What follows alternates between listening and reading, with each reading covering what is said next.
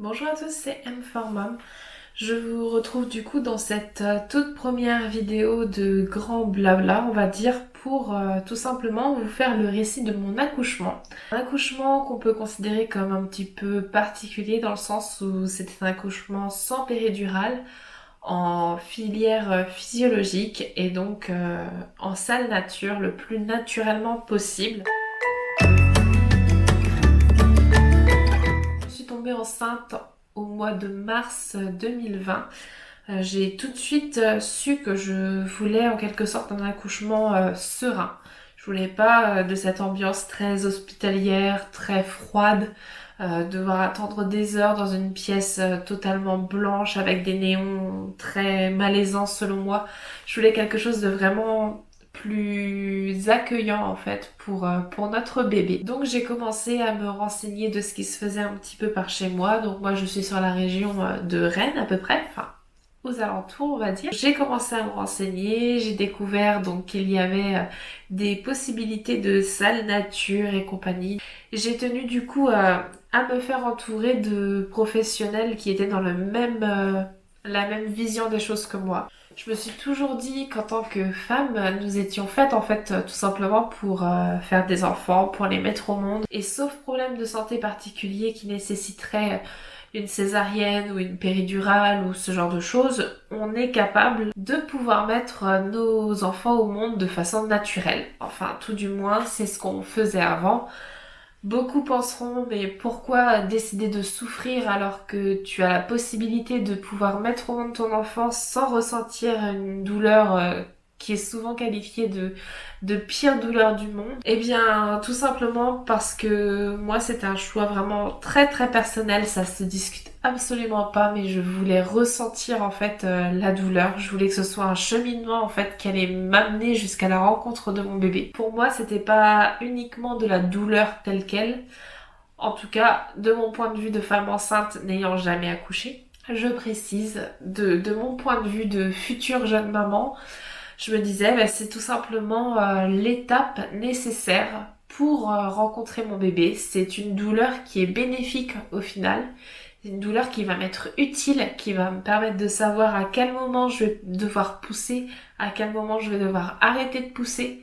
Et simplement, c'était quelque chose de d'évident pour moi de pas avoir envie de péridurale. Dans cette envie de ne pas avoir de péridurale, il y avait aussi cette peur en fait de la péridurale parce que ce qu'on nous dit pas forcément toujours, c'est que c'est une intervention médicale, c'est-à-dire que c'est une anesthésie. Ça peut avoir des conséquences. Je connais des femmes qui ont été très embêtées par la péridurale. Elles ont eu le corps entier qui a tremblé pendant tout le long du travail dès lors qu'elles ont eu cette fameuse péridurale. Elles ont eu des douleurs de dos aussi assez importantes. Et certaines d'entre elles, du coup, ont même gardé ces douleurs après l'accouchement pendant de longs mois, voire de longues années.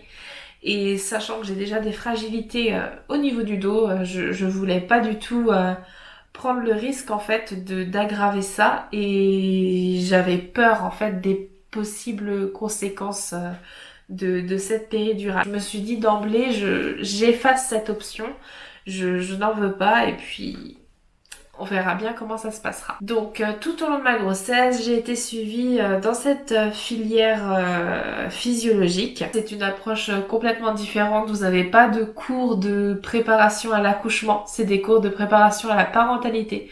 C'est-à-dire que pas une seule fois on nous a appris à pousser, à souffler, ce genre de choses. Toutes ces choses-là, vous oubliez quand vous êtes en filière physiologique. C'est juste pas dans le sujet en fait. Il est considéré que lorsqu'on part sur un accouchement naturel, vous allez naturellement savoir quoi faire. Et c'est vrai. En réalité, c'est vrai. Le corps dicte en fait directement la façon dont les choses doivent se passer. Pour ma part, j'ai une grossesse assez simple. J'ai pas eu de grosses difficultés, en tout cas, hormis quelques contractions au tout début de la grossesse. Et du coup, j'ai dû être arrêtée assez rapidement. Mais sinon, le reste de ma grossesse a été un long fleuve tranquille, en gros. Vous verrez dans une autre vidéo, j'ai pas adoré être enceinte, je l'ai pas détesté non plus. Il y a eu beaucoup d'aspects positifs et beaucoup de négatifs. Je reviendrai là-dessus du coup dans une prochaine vidéo. À savoir qu'au tout début, malgré cette envie d'accoucher de façon naturelle, enfin la plus naturelle possible, j'étais littéralement effrayée par l'accouchement. C'était quelque chose qui me terrorisait. Comme beaucoup de futures mamans, j'ai déjà regardé les émissions telles que Baby Boom et compagnie. Et c'était juste horrible. Je me disais mais c'est pas possible. Enfin, ça va être trop douloureux, ça va être trop d'émotions aussi parce que je suis une personne assez sensible et j'avais notamment peur d'être submergée émotionnellement. L'accouchement, c'était quelque chose d'assez terrorisant pour moi. Par chance, tout au long en fait de la grossesse, le cheminement s'est fait.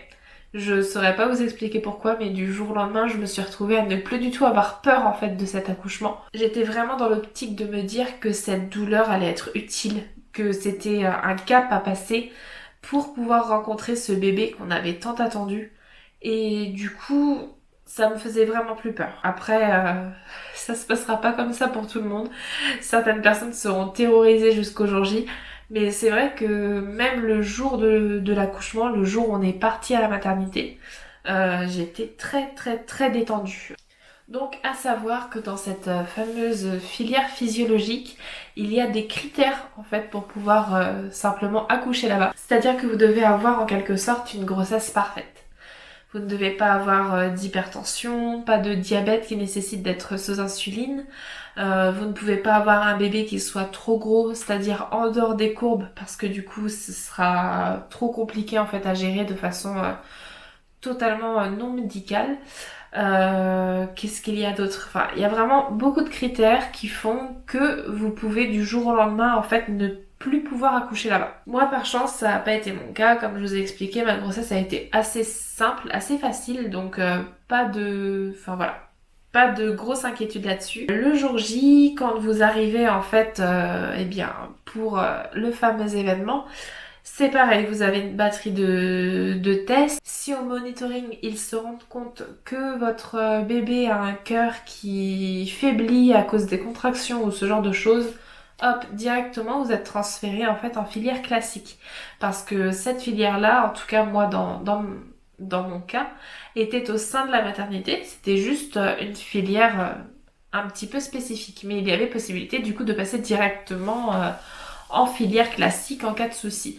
C'est-à-dire que même pendant l'accouchement, si il y a la moindre nécessité d'intervention médicale, c'est-à-dire percer une poche des os, faire une épisiotomie, voilà, toutes ces choses-là, vous êtes transféré en fait directement en maternité classique. Donc personnellement, le jour de l'accouchement, aucun signe avant-coureur. Ça faisait déjà plusieurs soirs que j'avais quelques contractions, rien de bien incroyable.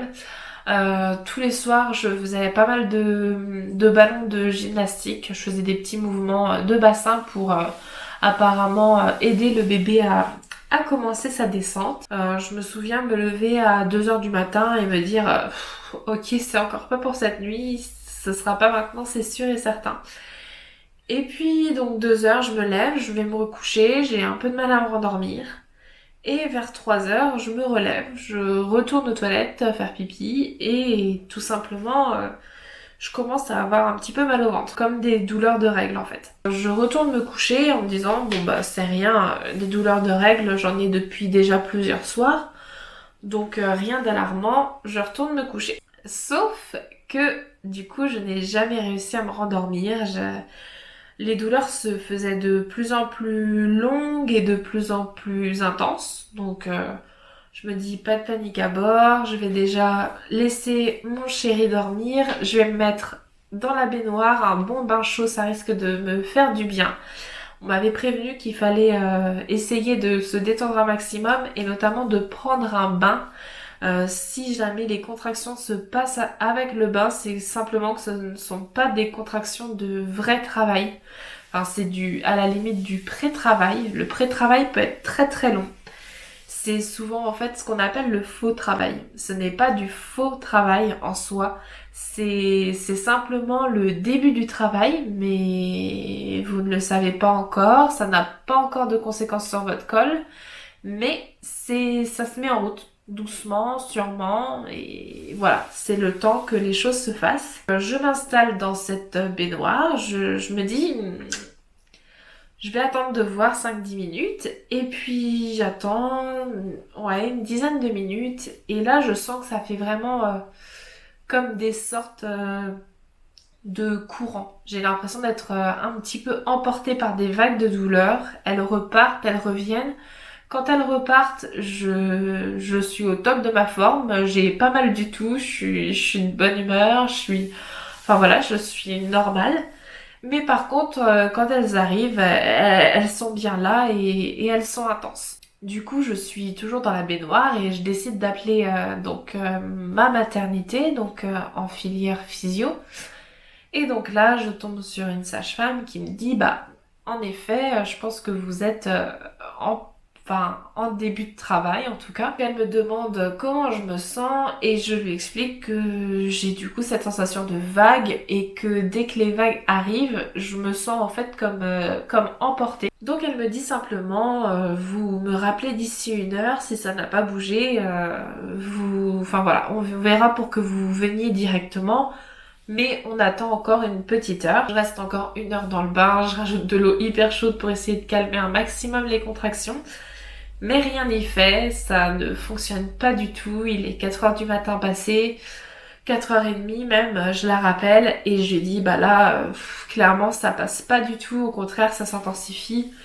Enfin voilà, je sens bien qu'il y a quelque chose et que c'est pas les mêmes petites contractions que d'habitude. Elle me dit préparez vos affaires, venez tranquillement, il n'y a pas le feu au lac, mais voilà, faut venir sans se précipiter, mais faut venir. Donc je pars réveiller mon chéri qui était déjà un petit peu qui avait déjà un petit peu compris qu'il se tramait quelque chose. On prépare doucement nos affaires, enfin on met les valises dans notre véhicule et on part tranquillement à la maternité. On a une demi-heure à peu près de trajet. Et sur le trajet, enfin voilà, on est détendu, on rigole. Je me concentre un petit peu plus quand la vague de douleur revient, mais globalement, enfin voilà, on est hyper détendu. Donc on arrive à la maternité sur les coups de 5h30 du matin. On arrive, on est accueillis dans une très jolie chambre. Les chambres sont super sympas, vous avez l'impression d'être un peu chez vous. Il y a un grand lit double avec de jolis draps colorés, une grande baignoire, vous avez des ballons sur place, des sortes de grands draps accrochés au plafond pour pouvoir vous suspendre et notamment prendre appui. C'est des toutes petites lumières, voilà, très tamisées. C'est très cool en fait comme ambiance, c'est très zen, c'est chaleureux, ça fait du bien en fait quand vous arrivez, vous vous sentez bien. La sage-femme arrive, elle me regarde, elle me dit bah vous avez l'air hyper zen, enfin vous avez pas l'air du tout d'être en panique. Je dis bah non, en effet, je me sens plutôt bien, je suis en forme. J'ai juste forcément un petit peu mal quand les contractions arrivent, mais rien d'insurmontable en tout cas pour le moment. Donc la sage-femme est là, elle me dit bah vous gérez parfaitement bien. Je vois pas trop ce que je peux faire pour vous pour le moment. Je vous apporte un petit déjeuner. En gros, faites votre vie quoi. Je reste sur le ballon de gymnastique, c'est là que je me sens le mieux. Je fais des petits bonds tout en basculant d'avant en arrière, de chaque côté, mais toujours en rebondissant légèrement. Et à un moment, elle revient, elle me dit bon bah vous gérez toujours bien, le cœur du bébé bat parfaitement, les contractions sont bien là. Je reviens d'ici 1 heure pour vous ausculter, voir votre col et puis qu'on sache si c'est le vrai jour J ou non. La sage-femme repart du coup de notre chambre et une demi-heure, même pas, une quinzaine de minutes plus tard, je vais aux toilettes parce que j'ai une grosse contraction et je me sens pas hyper bien, j'ai presque un peu envie de vomir. Et au final, je découvre que je perds pas mal de sang. Donc je dis à mon chéri d'appeler la sage-femme pour qu'elle vienne rapidement voir ce qu'il en est, parce que moi je sais pas si c'est normal ou non de perdre autant de sang. Je sais que le col, quand il se modifie, on peut perdre du sang. Et donc elle arrive, elle m'ausculte un petit peu en avance par rapport à à son planning. Et là, elle me dit, oh là là, ça avance très vite. Là, c'est sûr que vous rentrerez pas chez vous aujourd'hui. Ça va être rapide. Donc, waouh, je me dis génial, ça va être rapide, c'est cool. En plus, je gère bien mes contractions, donc bah allons-y, c'est parti, je suis prête, qu'il arrive. Elle repart en me disant bah continuez comme vous faites, tant que vous gérez, gérez comme vous pouvez. Si jamais vous sentez que vous gérez un petit peu moins, n'hésitez pas à m'appeler si vous pensez que je peux vous aider d'une façon ou d'une autre. D'un seul coup, la douleur est beaucoup plus intense. Je supporte plus du tout d'être sur ce ballon. Je demande à ce qu'on me remplisse en fait la baignoire d'eau chaude. Je ressens le besoin en fait de me plonger dans l'eau, voilà, d'être dans la baignoire. Je sais qu'en général la baignoire ça me fait du bien quand j'avais des contractions à la maison. Je m'installe dans la baignoire et au bout de 5 minutes dans la baignoire, la douleur est devenue quasiment insoutenable. Elle a été tellement violente, je m'y attendais pas du tout en fait aussi rapidement. À un moment, j'étais en train de rigoler sur mon ballon, tranquille, avec mon chéri, en train vraiment de rigoler. Et 10 minutes à tout casser plus tard, j'étais dans le mal le plus complet à demander à mon chéri d'appeler en urgence la sage-femme parce que je sentais que ça poussait et que j'avais horriblement mal et j'avais qu'une envie, c'était de crier. J'ai pas eu l'effet crescendo de la douleur qui augmente petit à petit et qui du coup votre corps envoie des hormones pour calmer cette douleur et pour adapter votre corps à cette douleur. J'ai pas eu ça, je suis passée directement du côté obscur en fait. La sage-femme revient, je suis toujours dans la baignoire et elle me dit bah je suis désolée mais je vais devoir vous ausculter à nouveau. Vous pouvez rester dans la baignoire mais voilà, faut que je vérifie votre col. Et donc là, je vais vous raconter ce dont je me souviens, parce que je me souviens pas complètement de tout. Et là, elle me dit, bah, en effet, vous allez avoir envie de pousser, c'est sûr, il va falloir pousser, donc on va y aller. Sauf que je commence à être malade, elle me donne des sortes de petits haricots là en mousse tout minuscules pour pouvoir vomir. Autant vous dire qu'avec la douleur, le haricot est tellement petit que vous êtes quasiment sûr de viser à côté, c'est une catastrophe. Je vomis, je suis pas bien du tout. Je me mets un petit peu à paniquer, je demande à ce qu'on m'aide vite, vite, vite à sortir de cette baignoire. Mon chéri et la sage-femme m'aident à sortir. Et là, c'est le début de la galère.